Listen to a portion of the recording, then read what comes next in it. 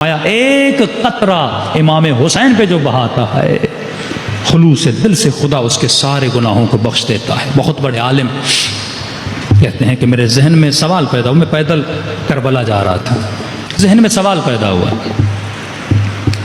کہ ایک قطرہ بعض روایات میں ہے مچھر کے پر کے برابر، مچھر کے پر کے برابر اگر آنکھ گیلی ہو جائے خدا اس کے صدقے میں انسان کی پوری زندگی کے گناہ بخش دیتا ہے۔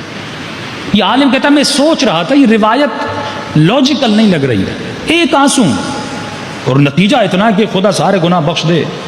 کہ راستے میں جا رہا تھا، ایک سید مجھ سے ملا، ہمراہ ہوئے، بڑی اس نے علمی باتیں کی۔ میں نے کہا یہ اچھا موقع ہے میں سید سے سوال کروں۔ میں نے کہا سید ایک مسئلہ میرے ذہن میں گونج رہا ہے کہ ایک قطرے کے صدقے میں خدا سارے گناہ بخش دے۔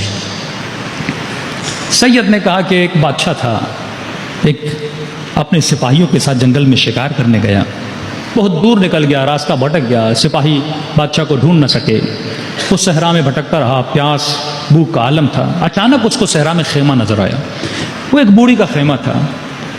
جیسے انہوں نے دیکھا کہ ایک بھوکا شخص ان کے پاس آیا ہے، اس نے کہا میں بھوک سے مر رہا ہوں، مجھے کچھ پلاؤ۔ انہوں نے ایک بکری تھی اس کا دودھ پلایا۔ اب کیونکہ صحرا تھا، گھر بہت دور تھے، جب تک اس کو سپاہی ڈھونڈتے یہ وہاں پہ رکا، اس نے اپنا تعارف نہیں کروایا کہ میں کون ہوں۔ ان کے پاس بکری تھی، انہوں نے کہا مہمان ہے، حبیب خدا ہے، انہوں نے وہ بکری ذبح کر دی۔ 3 دن اس کی مہمان نوازی کی، اس نے گوشت کھایا۔ اس کے بعد سپاہی آ گئے، یہ واپس چلا گیا۔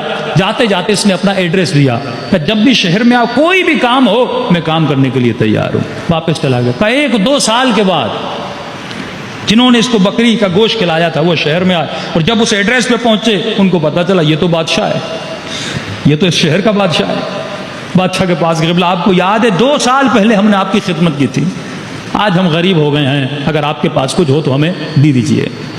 اس نے اپنے وزیر مشیروں کو جمع کیا، کہا کہ انہوں نے مجھے ایک بکری کھلائی تھی، میں ان کو کون سا انعام دوں؟ احسان کا بدلہ احسان سے کیا جاتا ہے، میں کیسے اس کا احسان چکاؤں؟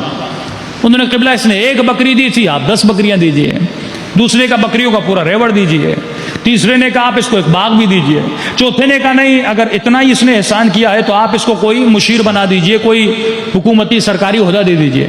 بادشاہ نے کہا یہ ساری باتیں صحیح ہیں لیکن یہ عدالت کے خلاف ہے۔ کہ وہ کیسے ہے؟ کہ اس کے پاس جو کچھ تھا،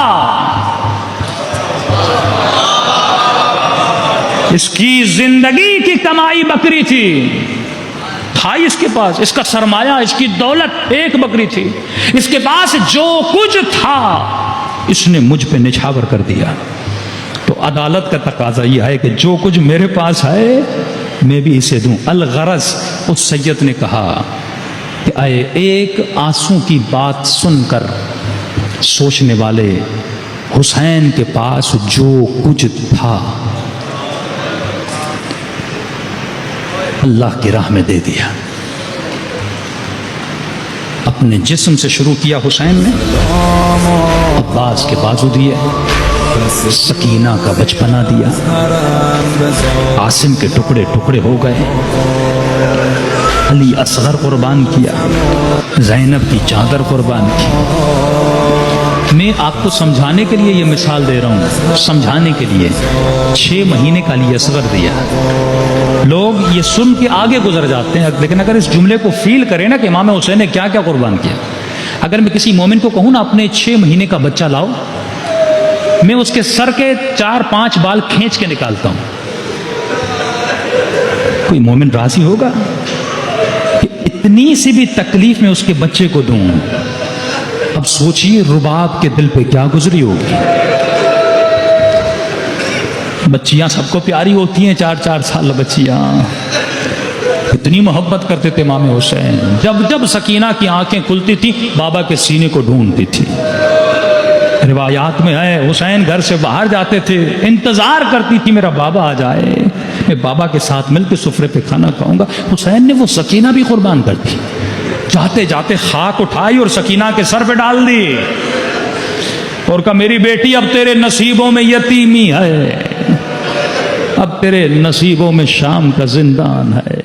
الحمدللہ کہ نوکرتم، الحمدللہ